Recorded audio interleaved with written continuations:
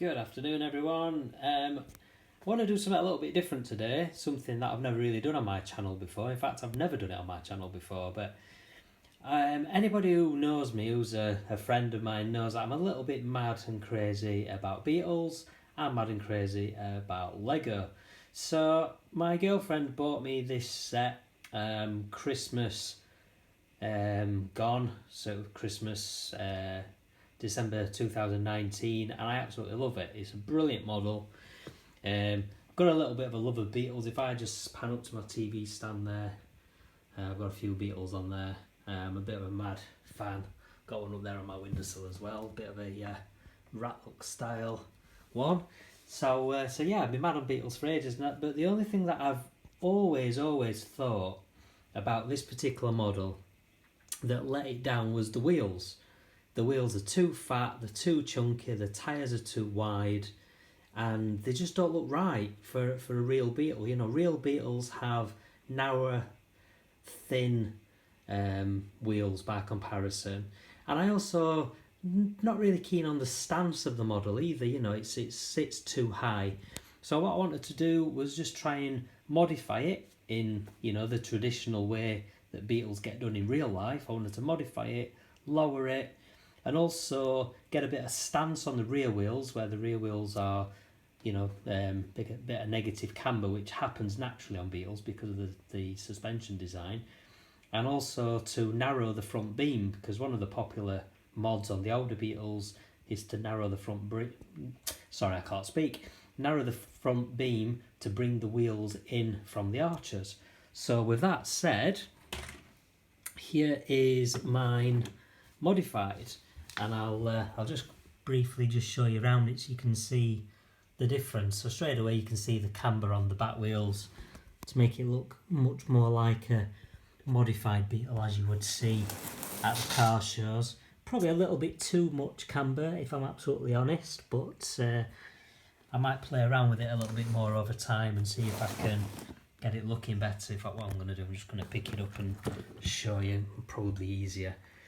So yeah, you can see the camber on the back, and I've used narrower, thinner wheels, and I've also narrowed the front beam to bring the wheels in. I'm quite happy with how it looks, to be honest. It's I think it looks better in my opinion than the standard model, and just makes it more in the kind of style that I really like Beetles to be in. And the modification was actually very easy to do. I had a little bit of a play around. Initially when I first did it, I did it with grey wheels because I had some grey wheels left over from one of my other Lego models from years ago. And then I wanted to go back to white ones like on the proper model, so I found these cheap on eBay. I think they were about £3. And I ordered them, got them through and stuck them on. One thing I did have to do, because of the way in which I've lowered the wheels, I had to use this designer wheel that had got a round centre hole rather than the cross centre, because the way in which I lowered it with the cross centre wheels, the rear wheels would no longer turn. So I went for this wheel design instead, which I actually think looked really good. I think this design wheel is a better design wheel for the car anyway, so it ended up being a little bit of a bonus doing that. So just briefly, lowering the front is dead easy.